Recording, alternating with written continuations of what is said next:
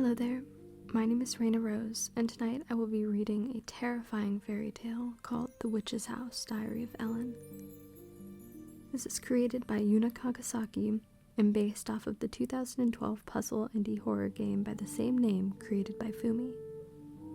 The game gained tremendous popularity, but much less attention has been given to this hidden gem, which I intend to share with you, as it certainly left an impression on me.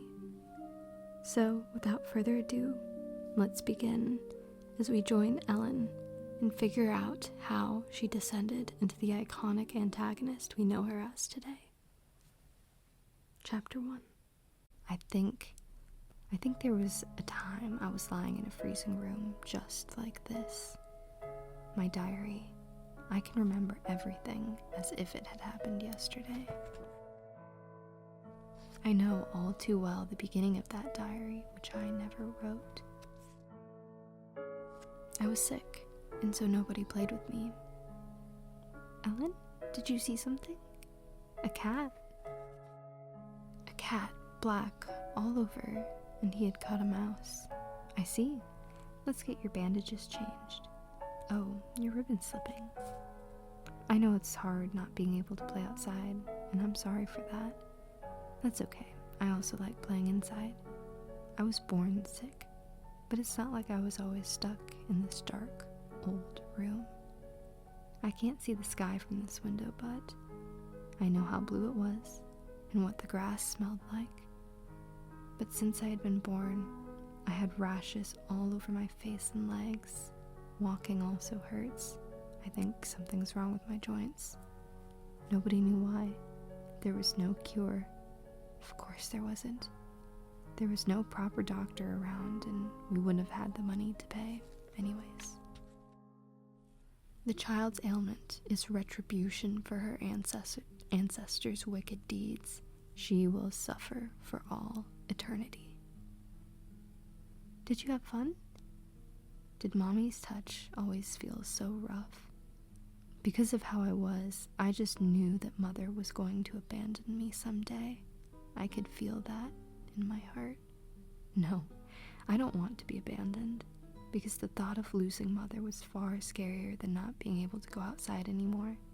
By age 7, I was already a prisoner. Starting the very next day, I stopped playing outside. There, all fixed, my darling Ellen. Mother abandoning me would have been as good as a death sentence, because Mother was the only one who could ever love me. Everyone's in a desperate struggle for survival. That's life in the slums. Desperately clinging to something in order to stay afloat. Mother's love was what I clung to. Damn it, those bastards. What happened, dear? Wages are dropping again. What does the union say? Nothing helpful. Those bastards know we ain't got nowhere else to go to work, so they're skinning us alive. Shit. Father could never look at me. He treated me like I wasn't even there. Does Father hate me? Of course he doesn't. He goes to work every day for you. So why doesn't he ever talk to me? I'm sure he's just shy. They would always continue the conversation out of my sight. I didn't know what it was they were doing, but it was probably something that men and women just have to do to connect. I could feel that much. I could never find a doll with the same hair as mine, but mine had clothes the same color of my hair. Purple hair, like my father's. I would have preferred brown, like my mother's, because if I looked more like her, maybe Father would have wanted to look at me. That hurts. Be quiet. How can it hurt? You're just a doll. A doll. Just like you then. I'm a doll. Yes. Wrong. But all you can do is see the back alley. You're awake? I'll fetch some water. This person, she's alive. Mommy, I tried so hard to keep down the feeling of burning in my heart. The feeling of hatred. Why? When she's so kind to me, when she loves me, how can I hate her? I'm Ellen, and my mother loves me. Isn't that good enough? Are you sure about that? Something felt off that evening. My shoes are gone. She got rid of them? Did she think I'd never have a reason to leave this place? Like I thought, the little black cat's dead body. For a proud creature like that to meet such an end, I'll return him to the earth. So stiff. What does this remind me of? He's just like a thing, like an object. I think there's a nearby park with dirt. The disease really never affected my arms. My arms are free. My arms are free. Now the black cat can return to the earth properly. Oh no, what would Mother think, seeing me like this? I forgot I'm supposed to be a prisoner, stuck in that bed, so Mother will keep loving me. I can't be a child who causes any trouble or steps out of line, so I have to get changed before Mother gets home, wash my hands and feet, get bandaged, and put on new bandages. But once in a while, Ellen? Mother gets sweets. Where have you been? And leaves her work early. But why today? Today of all days. I had to bury the cat. Cat? Yeah, the black cat. He was dead, so I buried him in the ground. I'm sorry. I'm sorry for going outside on my own, but look, I can walk. It hurts, but not so bad that I can't stand. I can walk on my own, so that means I can help out with all sorts of things. Why did that cat have to die today? Why did he have to die right where I could see him? I realized I had done something that couldn't be undone. And as if to prove just how right I was, Mother left home for good. No letter left behind, without even any bags. Father was more deranged by Mother's absence than me. When the people from Mother's job came knocking, Father roared and wept, at a total loss for words. But as for me, it wasn't exactly grief that gripped me. Rather, it was as if a piece of my very own body had been carted off, leaving me with a gaping void within. The feeling was probably best described as despair. For 2 or 3 days, I brooded over it and began to think. Maybe Mother was just tired of it all. Maybe life with me was just a little trying and she needed a short break. Once she got that rest, she might think about me and Father left behind at home and come running back. Yes, I'm sure that Mother would return. Of course she would. And I would be the least troublesome child there ever was if only she would come back. As for Father, he never spoke a word to me as usual. While I waited in devotion for Mother's return, Father locked himself in his room. My medicine, my bandages. I don't even want to think about what will happen when they run out. Could it be? Mommy? Are you going somewhere? Ellen. I'm sorry, Ellen. White shoes I've never seen before. A gift, but not from Father. From someone else, maybe? Don't know, don't want to know. Mother's about to abandon me. Be good to your father, okay? What is she even talking about? This woman, Father only ever looks at her. Does she not get how much Father loves her and how much he does not love me? Does she really think Father and I can get along? And she's loved so much, wanted so much. Does it not matter to her? Is she giving up on loving me? Ellen, take care. Mommy.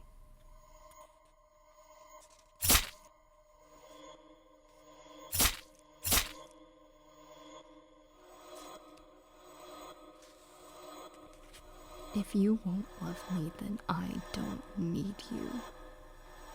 That's when I accepted the fact that I hated her I didn't see her as my mother, but another woman to envy.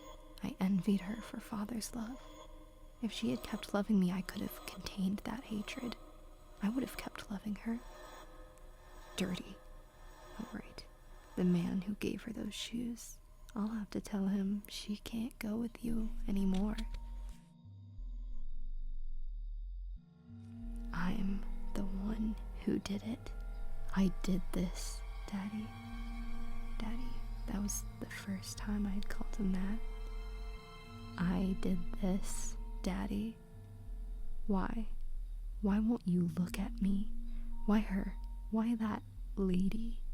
Stop. Don't show me, stop it. I don't want to see proof that you'll never be able to love me. Stop. Why? Why did it end like this? I wanted to love them. I just wanted to be loved, but nobody would love me. Why not? Because I'm sick. Daddy would never look at me and Mommy was going to abandon me. What's wrong with me? An ugly, diseased child, a doll staring into the back alley, a forever unlovable girl. While I shiver in the cold and spend my nights too hungry to sleep, my body will just shut down for sure. And when that happens, will a pair of kind hands guide me to a resting place within the earth? Who even knows me? Was anybody watching over me? No one will reach out and lend me a hand. The only one who ever did, abandoned me in the end. Hiya! Down here, Ellen. You saved me. I was just about to die from hunger, you know. I gave you something to eat? Yes, a pair of delicious souls. Ah, didn't you know that humans are made up of bodies and souls? There's no way to eat a soul when a person's still alive, but once they're dead and gone, the soul pops out and makes for a tasty treat. I can't make it happen myself, though. Someone else has to kill him first if I want to eat. Luckily, you were around to do that killing today, but not sure what I would have done without you. Hey, Ellen, what's wrong? You ate my daddy up? Yep, I sure did. Ellen, you might think it's selfish that we do whatever we want with these things you have no control over, but even if I told you I didn't eat them, there'd be no way to prove it, right? Besides, what can you even do about the fact that I ate them? And well, I'd just like you to show you my thanks, that's all. Demons like me have children like you to thank for these souls. So we grant magic as a show of thanks, and I'd like you to have some of the magic that I've been saving, Ellen. What do you say? I'm giving you a house, Ellen. A house? You have no home to go back to, right? Can you go on living like this? Dragging your rotting feet through these filthy streets. Death is all that awaits you. That sounds positively boring, doesn't it? And I'd hate for you to end up that way. So come with me now. I'll welcome you. Fire. What do you think? I hate the cold.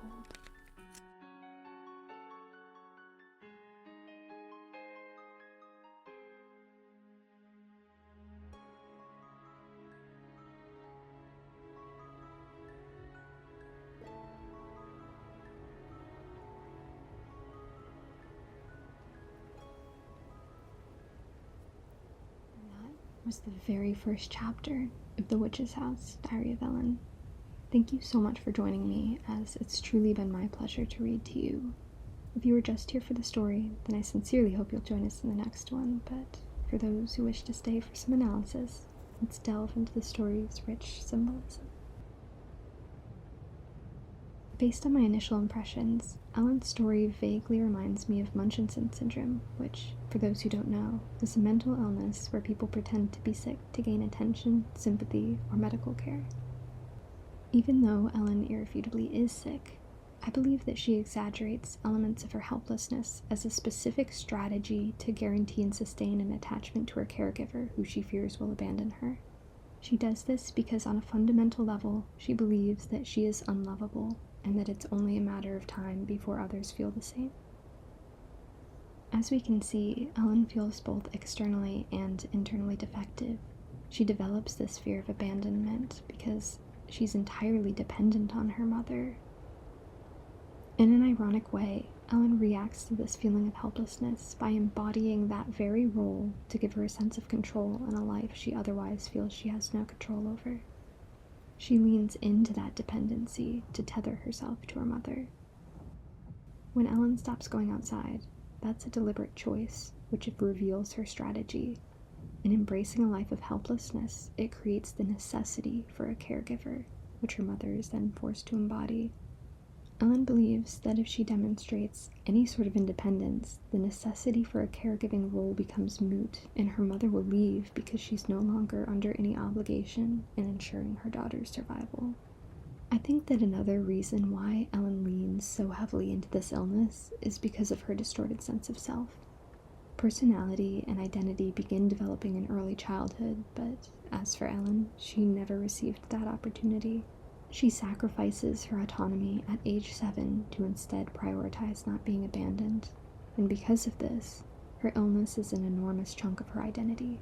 She uses identifying language such as ugly, diseased, and child to describe herself, which are all negative traits, because in Ellen's eyes, everything about her is negative. Being sick, although also negative, is the only thing that results in support.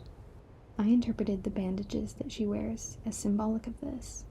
They're a reflection of care, but also a representation of the ugly, diseased skin that she covers up, the parts of herself that she believes are unlovable.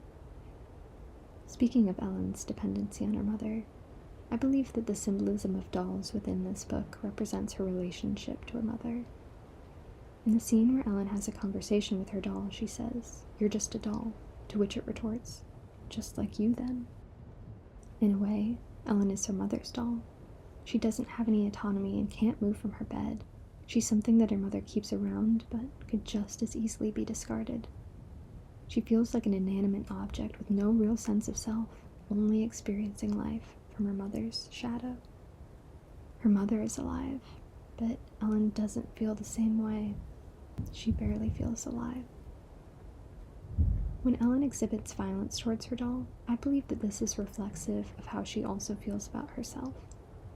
Ellen and the doll have a conversation, which I believe is a creative decision to visually represent her fighting against her inner self-hatred that constantly berates her. Ellen lashes out against her inner critic, but she's also just lashing out against herself in general.